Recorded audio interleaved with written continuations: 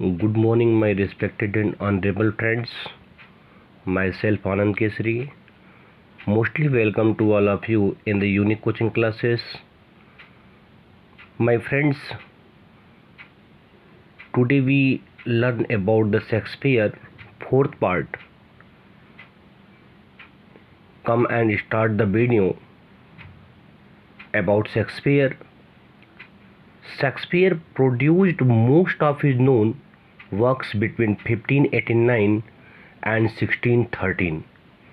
His early plays were primarily comedies and histories and are regarded as some of the best works produced in the generation. He then wrote mainly tragedies until 1608, among them Hamlet, Romeo and Juliet, Othello, King Lear, and Macbeth, all considered to be among the finest works in the English language. In the last phase of his early life, he wrote tragic comedies, also known as romances, and collaborated with other playwrights. Many of Shakespeare's plays were published in edition of verifying quality and accuracy in his lifetime. However, in 1623, John Hemmings and Henry Condell, two fellow actors and friends of Shakespeare's, published more definitive text known as the First Folio, a posthumous collected edition of Shakespeare's dramatic works that included all but two of his plays. Its preface was a precedent poem of Ben Jonson, a former rival of Shakespeare that hailed Shakespeare with the now famous epithet "not of an age" for the time. Shakespeare's works include 36 plays printed in the First Folio of 1623, listed according to their folio classifications as comedies, histories, and tragedies. Two comedies, histories, and tragedies. Two plays not included in the First Folio, the two Noble Kinsman and Pericles, Princess of Tyre, are now accepted as the part of canon, with today's scholars agreeing that Shakespeare made major contributions to the writing of both. No Shakespearean poems were included in the First Folio. My friends, in the late 19th century, Edward Dowden classified four of the late comedies as romances, and though many scholars prefer to call them tragicomedies, Dowden's term is often used. In 1896, Frederick S. Bose coined the term problem plays, describe four plays: All's Well That Ends Well, Measure for Measure, Troilus and Cressida, and Hamlet. Dramas are similar in theme and temper, cannot be strictly called comedies or tragedies. He wrote, "We may therefore borrow a convenient phrase from the theatre of today and class them together as Shakespeare's problem plays. The term, much debated and sometimes applied to other plays, remains in use, though Hamlet is definitively classified as a tragedy." And his style. Shakespeare's first style plays were written in the conventional style of the day.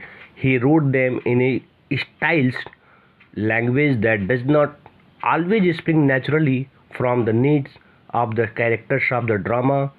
The poetry depends upon extended, sometimes elaborate metaphors and conceits, and the language is often rhetorical, written for actors to declaim rather than speak.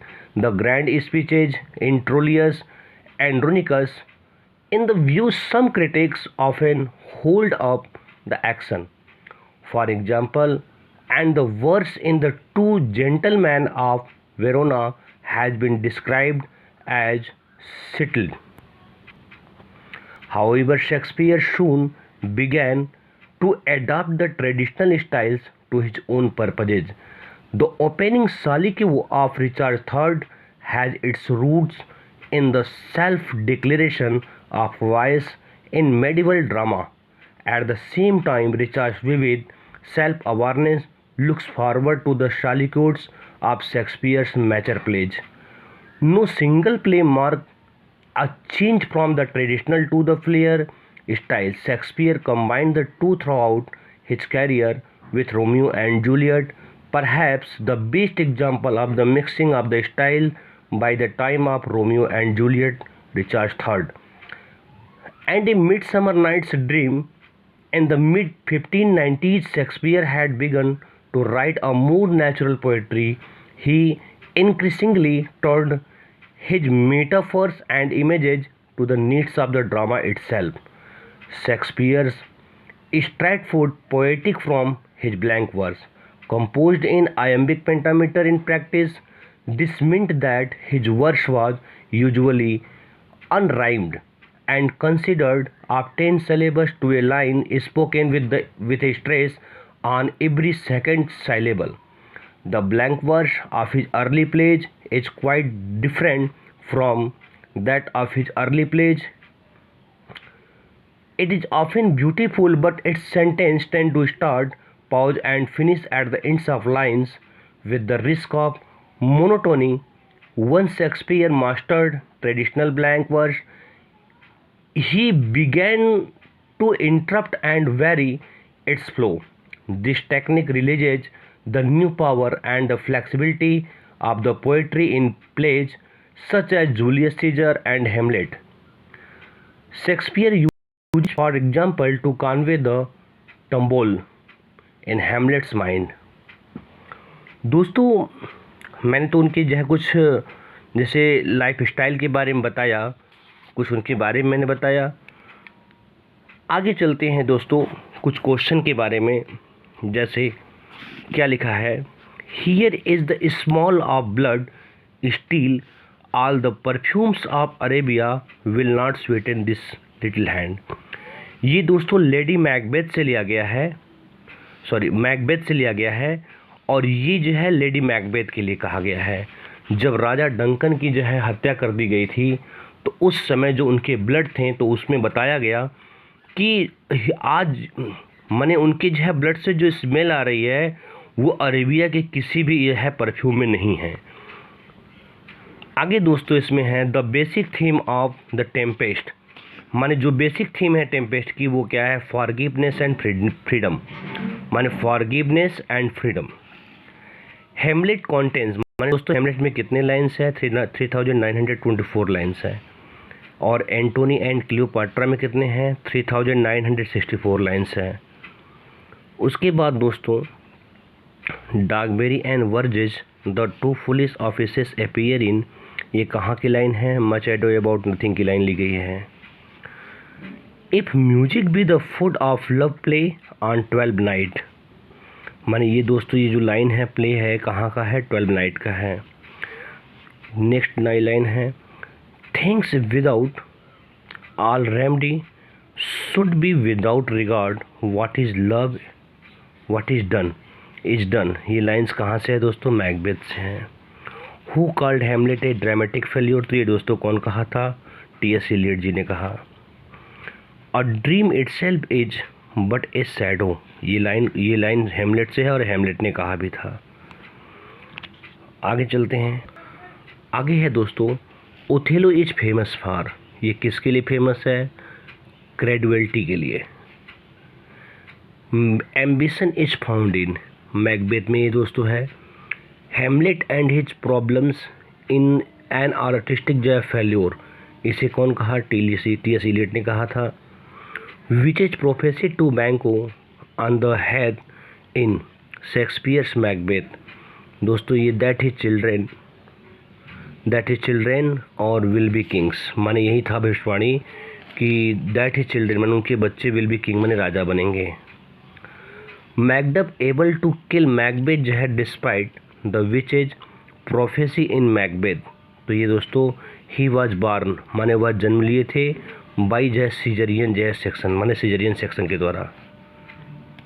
Oliver जो है fall in love in as you like it, ये दोस्तों कहाँ की line है, as you like it से लिया गया है। My Shakespeare and ask him to write as he will log the by जो है चौसर और स्पेंसर, बेन जॉनसन ने कहा था। हु कॉल शेक्सपियर और ड्रंकन सैवेज विथ सम जो है इमेजिनेशन, तो ये दोस्तों कौन कहा, बेन जॉनसन ने कहा।